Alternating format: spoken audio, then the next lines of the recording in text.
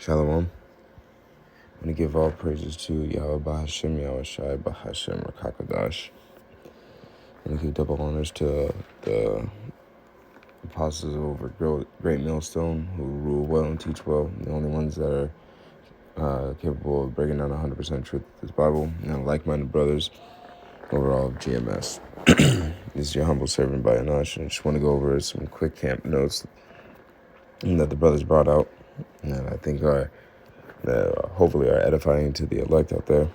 I want to start off with 2 Samuel 23, verse 9. And after him was Eleazar the son of Dodo the Ahalite, one of the three mighty men with David. And when they defiled the Philistines that were there gathered together to battle, and the men of Israel were gone away, he arose and smote the Philistines until his hands were weary, and his hand clave unto the sword. And Yahweh wrought great victory that day, and the people returned after him only to spoil.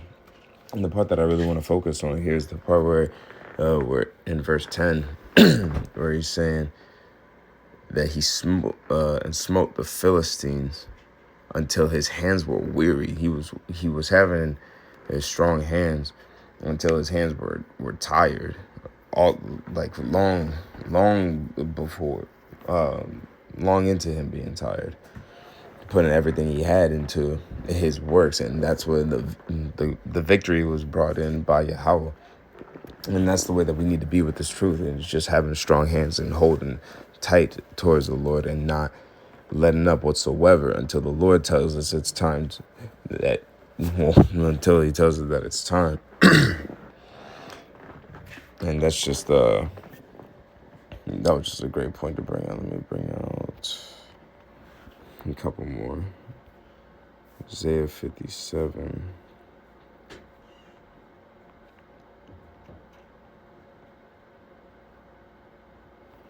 Let me bring out 15. Isaiah 57:15. For thus saith the high and lofty one is that inhabiteth eternity, whose name is holy. I dwell in the high and holy place with him also that is of a contrite and humble spirit, to revive the spirit of the humble and to revive the heart of the contrite ones. For I will not contend forever, neither will I always wrath. For the spirit should fail before me, and the souls which I have made. For the iniquity of his covetousness I was wroth, and I smote him. I hid me, and I was wroth. And he went on forwardly in the way of his heart. I have seen his ways, and I will heal him. I will lead him also, and restore comforts unto him and his mourners. Now I want to bring that out in the NLT as well, because that's a helpful one as well. 57. Right here in the verse 15.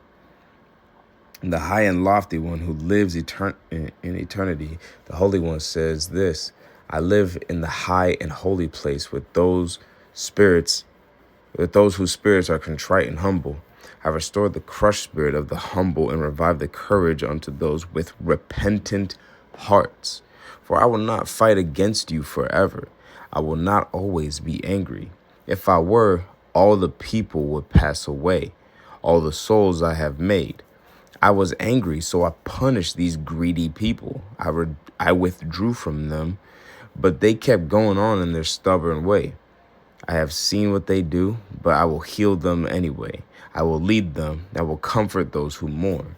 And this is talking about the 2/3, well, not even the 2/3, just all of Israel, how we were given unto instruction back in the time of Moses, and we still just didn't listen. We kept doing things our own way. And the Lord's like, okay, fine, you go ahead and do your own thing. I'm just going to keep the ones that are actually repentant. That's going to be the 1/3 out of the three pieces, which will be those who are coming back to this truth with a repentant heart, like the earlier verses were going on to. But the others, like Jacob, wants to go and do their own thing and be stubborn, which is what this was going into. And what we need to do, that 1/3 that we're trying to put everything into and become, We need to be exactly how we need to be. I'm going to bring that out. Psalms 2:11. Serve the Lord, Yahweh, with fear and rejoice with trembling. That's really what's being asked of us, which is to serve Yahweh Bahashem Yahushai with trembling and fear and rejoice with the fact that we're trembling. That's how we know the Lord is moving with us and not just going off of our own volition, because that's what's really going to be messing us up in these times, trying to do things on our own understanding. The scriptures roughly paraphrase and say not to rely on your own understanding, because it'll make you fall. The only thing that we're being asked of is the most simplest instruction is just open the Bible, understand what the Lord is saying to you, and just do it. That's it.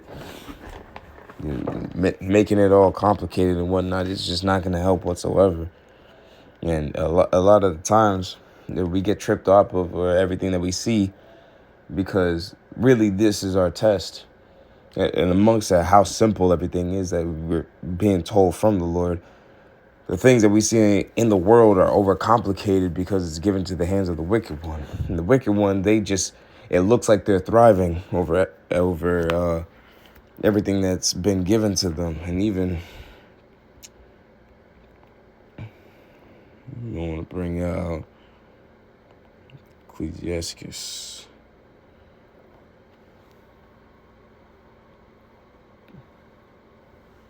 Nah.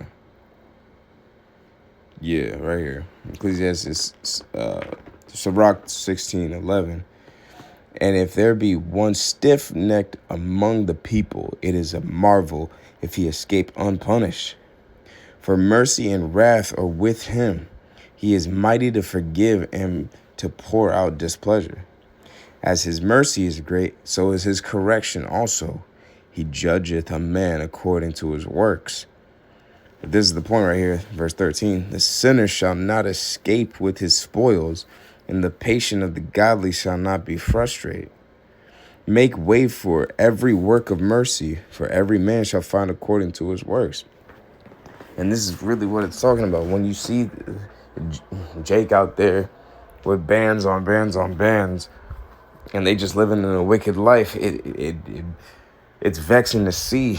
And because you've been looking at your own situation, struggling with bills and whatnot, and you see Jake just selling drugs out here like crazy, and they be getting like stacks of cash all over that, and it makes you feel like you're doing something wrong. But that's really just Satan and the devil just creating all these situations in which for you to fall, to go into the same footsteps as them. Just, they're not going to escape with this stuff.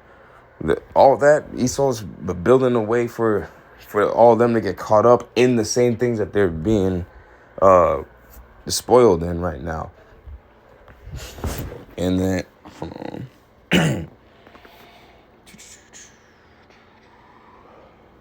and just a couple more. Actually, yeah, I'll bring that up. It was an assault, and then 18:11. And this is where it really goes into. The master and the servant were punished after one manner, and like the king, so suffered the common person. So all those that are doing all this wickedness from the top to the bottom are going to get punished. So Esau Edom on the top, Esau Edom at the bottom, Jake at the top and Jake at the bottom. The 2/3 all gonna get destroyed. All of them. They're all going to receive their judgment and punishments. They're not going to get away with none of it. So So don't even try to follow inside of in their footsteps, or to feel like you're missing out in any way, because what we're being given from the Lord is invaluable. Just like even at the camp, there was this there's this Jamaican dude that was just around, just constantly spouting off nonsense. I don't know if you heard it, but it was all over there. I heard it on the way there. I heard it when I got there, and he just kept going on, going and going and going. the entire camp from 7 all the way to damn near midnight. Just kept going and going and going. And then he looked like he was homeless too. And the brothers were being extremely patient with him, even though he was stumbling around, bumping into us, touching our stuff and whatnot. And then out of nowhere, he just pulls out a wad of cash, like a fat stack of cash. We were all just like, whoa, how does it? All right, that's weird, whatever. We still focused on what we focused on. He's over here trying to like flex on us and whatnot. And that's cool. It really doesn't matter to us because what we have with these scriptures is far more valuable to us than that stack of cash. It's whatever. And the brothers even brought that out. And then probably bring out a couple more. Let me see about this. That was the point that I wanted to bring out in this scripture.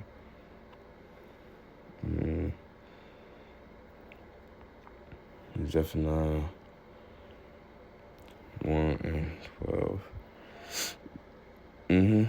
Because, yeah. The point that I wanted to bring up with this one was around that time they were talking about all the people who are not building themselves up in the spirit or learning from Yahweh Hashem Yahushua, just putting all their efforts into their own self and doing their own wicked ways. The Lord's going to be looking for his elect, and he's going to know by their spirit that remnant that was created before all the other things were created. The first creation was Yahushua, and then after that was the elect. And then after that, everything else was created. And then that remnant was brought on the earth.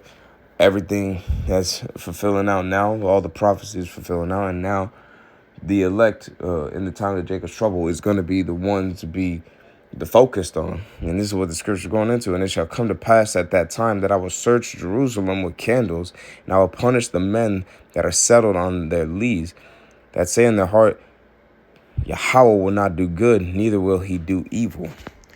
And I'm going to even bring this out over here in Zephaniah 1 and 12 in the NLT. I will search with lanterns Jerusalem's darkest corners to punish those who sit complacent in their sins. They think the Lord Yahweh will do nothing to them, either good or bad. These are the people that just walk around not having any, it is what it is. I can just do whatever. It's cool. You know, the Lord know my heart. Those types of spirits, those are the ones that are really going to be getting caught up because they're not putting any effort into putting what they should be putting into with the Lord. And the Lord's going to get them. They think nothing's going to happen to them. And that's what is really going to show you who's actually putting in the efforts. And in fact, what I will do, 2 Timothy 2:15. Let me see. 2 Timothy 2:15. This is the only thing that we're really, a couple of things that we're really being asked, which is to study, to shew thyself approved unto thy power, a workman that needeth not to be ashamed, rightly dividing the word of truth. But shun the profane and vain babblings, for they will increase unto more ungodliness, and the word will eat as doth a canker, of whom Hymus and Philetus. Okay, let me just stop at 16. But this is really what it's asking us, to show thyself approved, just study, throw away everything that this world is offering, and just shut up, open the book, read it, understand, and teach what you know. That's what we're being asked of. This is the thing that's gonna be proven, showing ourselves approved to the Lord. This is how we, I don't want to say claim our salvation, but this is how we show that we truthfully do want salvation to the Lord, by studying. And the way that we should be studying, let me see, it's Second Chronicles 15:17. 15:7. 7 and 17? 7, my bad, yeah. Be ye strong, therefore, and let not your hands be weak, for your work shall be rewarded. And this is really what is being asked of us. But yeah, that's all I really wanted to bring out inside of this. Lord willing, it was edifying. Shalom.